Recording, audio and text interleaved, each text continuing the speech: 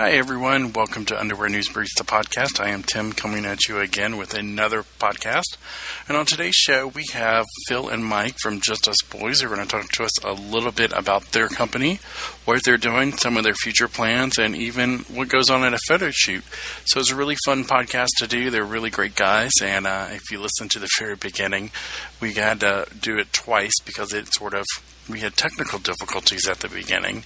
So that's what the reference is at the very beginning. So we hope you enjoy it. And here's Mike and Phil. And now on the podcast, we have Phil and Mike from Justus, Boyz. This is our second go-round. So welcome to the podcast again. Welcome to Thank you for having us.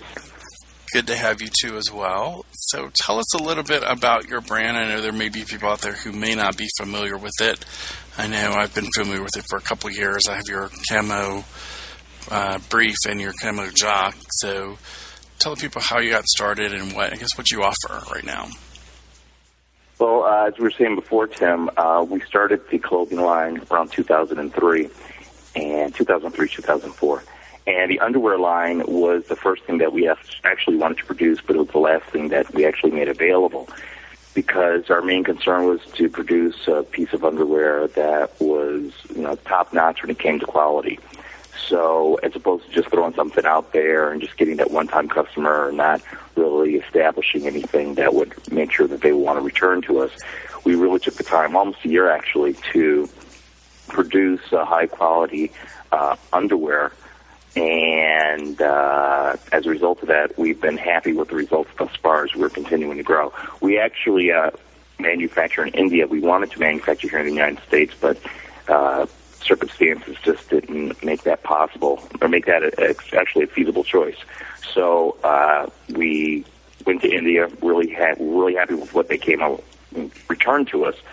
And actually, we're currently in the process of possibly switching over our manufacturing to Thailand right now. But we're just in the beginning processes of seeing exactly how that's going to go with regards to their quality level at this particular point. Mike, anything you want to add? Well, we basically wanted to create a line where it was the first thing that you pulled out of the wash. That was kind of one of our mantras. Because we have, you got all kinds of clothes in your closet and everything, and yet you tend to find yourself wearing the same stuff all the time. Uh-huh. And to us, it's kind of a comfort zone, And so we wanted to align ourselves, at least from the standpoint of what people wanted and having it be the standard, part of their everyday, their everyday choice. So that's kind of the way we think about it in terms of how we develop stuff. And so it's been a lot of fun, actually, because, there's all kinds of choices out there. So we try to stay as focused as possible and, give people what they want. So. And another thing, too, with regards to the basic mission statement, adding on one more thing to what Mike just said, because, there's like 5 or 6 things that, okay, this is my favorite shirt, this is my favorite job, this is my favorite piece of underwear. We all have those things, and we wanted to make sure that our selection is like one of those things. That's like one of your favorite things that you always go back to. That becomes a part of your life that you're so comfortable with, you just basically live in it. So that's what we're really interested in producing for the customer. But also one thing I wanted to add in addition to that, with regards to the clothing line, that we actually have a mission statement, and the term Justus Boyz, we really take that term seriously because our mission statement basically is to create a brand that's inclusive of all people, regardless of age, race, orientation, religion, or gender. And we really mean, or gender. What did I say? What did I say? Anyway, so that's why we have Justus Girl. Justus Girl, exactly. But we really take that to heart, very serious, and we're very serious about that because there's so many people out there who just want to belong. You know what I mean? They just want to be. And that's what we really take to heart, and that's really the sense of community we want to create with our line. It's not just a line for us. It's actually a brand and creating a sense of community and a sense of belonging for all people. Very cool. And if you could tell us right now what some of your best sellers are right now, or some of your favorite things you offer right now. Go ahead, Mike. Well, the Hip Brief is our best seller, that and the Jock. And people tend to gravitate to the camo style because we have the desert camo, we have blue camo, and the Army camo. What's that? The Army camo. Yes, the Army camo.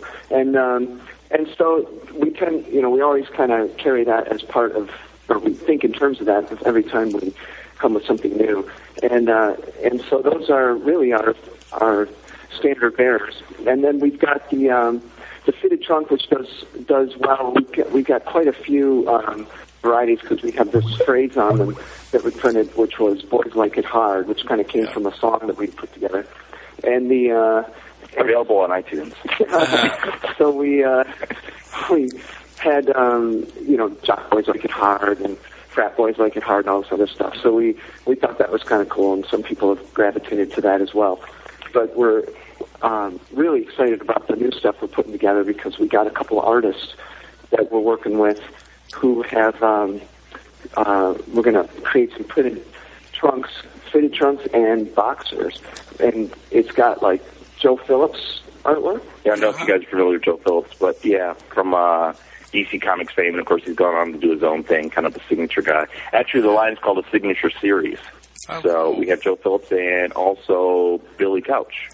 Billy Couch is like an automotive painter, and so he's got these really, really sweet, large paintings, actually, of all these race cars and motorcycles and stuff like that, and we just were really taken with it, and so we worked out a thing with him as well. So we're going to be using his themes as well, and with Joe, he kind of did a whole sports series for us, so we've got some pretty sweet designs coming with that. So we're just working out the details and awesome. Trying to get it all prepared. So, yeah, and that's what we've taken thus far over to Thailand, to this new plant in Thailand. As we got the first set of samples back, and there's some adjustments that need to be done, but we think with regards to the pricing, things of nature, that we can make it work and still maintain the quality that we've grown accustomed to. Very cool. So we're really, really excited about that. Yeah, so we want to get it out as soon as possible. And, of course, the next thing, once we get the samples done, we get to do the photo shoot. Oh, yeah. Woohoo! So, yeah, we never knew how much fun that was going to be. Exactly. We never contemplated that. And suddenly we're doing photo shoots. Oh, boy, it was kind of cool. If we'd known it was this much fun, we started this company years ago. But we're really excited about the new line. So, and one thing about Boys Like It Hard, which is really interesting, is that when we first came out with that line, we were all kind of surprised at how people, not everybody, but a lot of people really thought that we were making a blatant sexual statement, and that wasn't our objective at all. Basically, Boys Like It Hard, Rock Boys Like It Hard, Jock Boys Like It Hard, whatever, Frat Boys. It was basically speaking. What's that? Soldier Boys. Soldier Boys, right. We're basically talking about an attitude with regards to like aggression or, seriousness or commitment or dedication, but of course, we didn't see the obvious. Andre. It's inescapable. People's minds are in the gutter, so. Yes. Whatever it means to you, hey, whatever, whatever floats your boat. So anyway. But one thing that Mike mentioned, too, with regards to the whole music thing, the Boys Like It Hard, because actually, without getting too much into this, Justus Boyz actually started from a musical project we were working on because we were under another name musically, recording, putting out CDs, and we needed to change the name. And then Mike came up with the name Justus Boyz. That's a whole story within itself, and how that came up with that name. And so it was originally just going to be a music project, but the name just lent itself to the meaning and everything, to creating a whole brand around it. And then the clothing company came from there. But we continue to do the music, and, to having them live as two separate entities.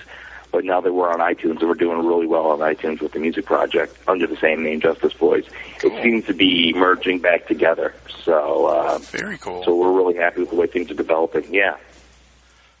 Yeah, that sounds like really cool because I know you guys did camo before everyone did camo this year because that was really big this year. And then also the new line I'm looking forward to because a lot of people, like Ozzy Bum just came out with their kind of sort of cartoonish one. So I think those are really cool, especially with Joe Phillips. That'll be really interesting. Yeah, Joe's an amazing artist. Oh, yeah. We were over at his place a couple years ago, and his place is like a freaking museum. I mean, he has, he's all this incredibly unfinished artwork just laying around his house. It looks finished to us, and he's going, I'm still working on it. Yeah, like, what? And, at one point, we're sitting in the studio just, like, hanging out, listening to music and stuff, and he has a sheet of paper, and he heard something, and it just inspired him. And just to watch this flat, two-dimensional piece of paper literally just come to life before our eyes was just like one of those things where you realize this guy is definitely, a little bit beyond the rest of us when it comes to artistic expression. Cool. It's absolutely incredible. Yeah, and he's the funniest guy, too. Yeah, he's really awesome. So how did you get him involved in making the underwear designs? Well, actually, we got to know Joe Phillips. If I get the story wrong, correct me. We saw his calendars. This is like years ago, before we even started with the clothing line, and we just sent him an email saying, "Hey, love your artwork," and he responded. And then we just started going back and forth. And then he was working on this project, this video movie film that he came out with.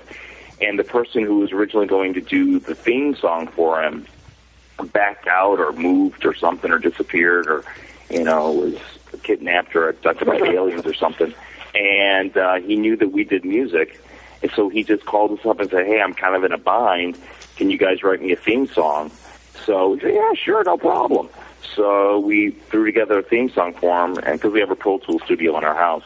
Cool. And he loved it. He put it on its, part of his film. He sold like hundreds of thousands of copies, and then our relationship just developed from there. So we just go back and forth and just exchange musical ideas and artistic ideas all the time. So when we got ready to do the signature series and we wanted to actually enlist the support of an artist, it was just an obvious choice because Joe's a buddy, and we thought, hey, do you want to do this? And of course, Joe's like, absolutely. He was more than happy to contribute.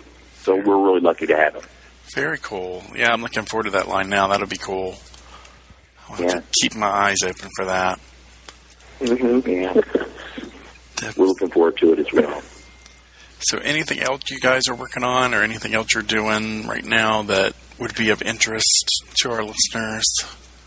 Or do you want to tell the story about how you got your name? Oh, there's an interesting one. We were, I was working with an artist group, and the handling publishing and stuff like that. Publishing, copyright administration, stuff like that. And then word got around that this artist's music was being used actually in your neck of the woods. It was for a Georgia senator and a state senator, and they were using it without permission. And so it was my. I was real motivated, I guess you could say. I jumped to the task of making sure the music was taken out of all the campaign spots. Mike was like a pit bull on the topic. Don't mess with our artists, It's a real play when it comes to that. So I'm running around doing all this stuff. Well, this girl who was in that office says, "It's like your Justus boy, dun dun dun," and it just hit me like a ton of bricks. And so we just kind of developed it from there. But it was kind of funny because the second part of that story is Mike's there at the office, doing his thing, fighting for the rights of all. And I'm here at home in the studio, and the phone rings. Bling! I pick it up, and Mike's on the other line. He says, "I got 2 words. I'm going to bet you 2 words." So that I'm like, what? I'm thinking like, we're through. I'm fired. Get out. Those 2 words. So anyway, so I'm packing this here right now, and he hangs up the phone. So as I'm sitting there, being like apprehensive, like, oh my God, what are these 2 words going to be?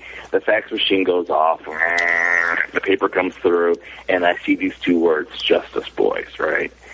And I'm telling you, it was like instantaneous like the clouds parted, the dove descended from the heavens. This happens to Phil on a a choir of angels filled the room, and in an instant, seeing those two words, the entire vision of the line, the brand, the mission statement, it was instantaneous. It was one of those moments of epiphany. So, and then the rest is history. Very cool. So, well, of course, we locked up the name first. Mike was just in that mode. Okay, don't say a word. Stay locked in this house until I get the security. You lock up the name. Yeah. So we trademarked the name worldwide, and then we did that first before we even started with a single design. Smart boys. So we took care of business first. Yeah, and then the rest is history. Yeah, coming up with a company name is the worst. Yeah. But it's got to mean something. You know what I mean? It's really got to mean something.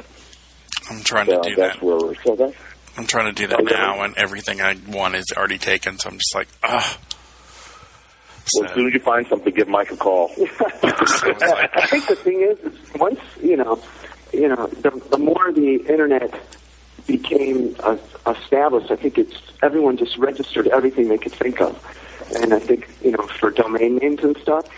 And so even when it comes to .wi-fi or whatever, people just run out there, .org, .net, .biz, and they register all this stuff, and they'll even register it if it's not theirs, and like Coca-Cola or something like that. So they get into a lot of, it ends up being a lot of work, from the legal standpoint. But I think that's got everyone thinking along those lines, thinking, oh, someone will want to buy this, so I'll just come up with this and register it. And so that's what makes it kind of tougher, too. Yeah, we had a situation as well where a couple people approached us to buy out our name as well, like when we were first getting started. And when that happened, we realized, okay, I think we do have something here. Yeah. So we thought, okay, no, thank you, but thank you for asking. And, exactly. We're reaffirming what we believe in already. So there you go. Very cool. So anything else you're working on, or anything fun and exciting going on with your company right now? Are you having any promotions or special events you're working on? Well, actually, in Chicago this weekend, they're big. Is it Market Days or is it the Pride thing? This weekend. Pride, because I think Market Days is in August. Right. We're doing a promotion where one of the radio stations there is going to feature Justus Boyz on their float going up and down the thing. So there's going to be 6 Justus Boyz models adorned in Justus Boyz, boys like in hard-fitted trunks this weekend, parading up and down the streets of Chicago. So very cool. Unfortunately, we can't attend there, but we are going to get all the pictures. And also, in addition, you're familiar with the show Noah's Ark? Yes. Okay. Well, one of the characters, the guy who plays Alex on Noah's Ark, Rodney Chester, is he's a really good friend of ours, and he's going to be doing a number of events around the country, and he's been so kind to take our wares with him because he just loves our stuff and loves us, and we love him too. And he just, so he's going to be doing New York Pride this weekend, and then he's going to be hosting like a beauty pageant. I don't remember which one it is, but he's been, he's going to be in Florida. He's going to be in Chicago as well in a couple weeks. So there's a number of things happening in Chicago, and that we have support from a lot of friends and people out there who are out there in the public eye who are helping us out quite a bit, which is really what we're like. Going back before, it's about creating a sense of community, and a lot of people get that. So people like Joel Phillips, Billy Couch, Rodney Chester, our friends at the radio station in Chicago, just really identifying with what we're doing and supporting the brand. So those are some of the things that we have going on. Yeah, and also we're going to be we're working hard to get our whole girls line together. So right. Oh, cool. That's going to launch probably early next year. We were in a bit of a trademark tussle on that, which has finally resolved itself in a positive way for and we're still standing. Yeah, we're still good standing. Deal. So we're going to redirect our efforts there as well. So we're kind of excited about that too. So yeah, because one thing with the girls line, people are always asking us how come we haven't developed anything or move forward with that. And that was simply because we couldn't really talk about it during the time period, but it was because we were embroiled in legal litigation for 3 years almost. Good Lord. With regards to that issue. Yeah, I know. But, we knew we were right, and someone was just trying to roll over us, and, all's well that ends well. So absolutely. We're going to, now we're free to kind of apply that investment to building it rather than just protecting it. So cool. I'm excited about that. That's good. Yeah, legal issues are never fun. No. Lawyers love it. Yeah, they like the paycheck, but yeah, that's true. So that's what's going on, Tim. Cool. How's life with you? It's good. Things are going. We've got underwear to review from you, which I've sent out to my guys, who they all have it. I confirmed it this past week, so I told them to wear it and write it up. So Excellent. They're excited, and we're excited to get them. And I guess I have one more question. Since you mentioned a photo shoot, tell our listeners about photo shoots, because not too many people get the chance to go to them. So, and we've actually got a few models we're going to be interviewing coming up too, some that have done a lot of underwear work. So it'd be cool to get your perspective on the photo shoot. I think for us, Phil and I kind of get involved from start to finish. We have a photographer we've been working with for many years, and we can communicate really well with him. And he's so when we always start out with looking for a location that kind of inspires, kind of a lifestyle setting, something that gives you a mood to begin with. And so, at one of our recent shoots, it was at a farm in Metamora, Michigan. And how many acres was it, Mike? I'm not sure how big it is. It was like 300 acres. It's big. Wow. Yeah. They gave it to us free for an entire weekend. Nice. The whole run of the thing.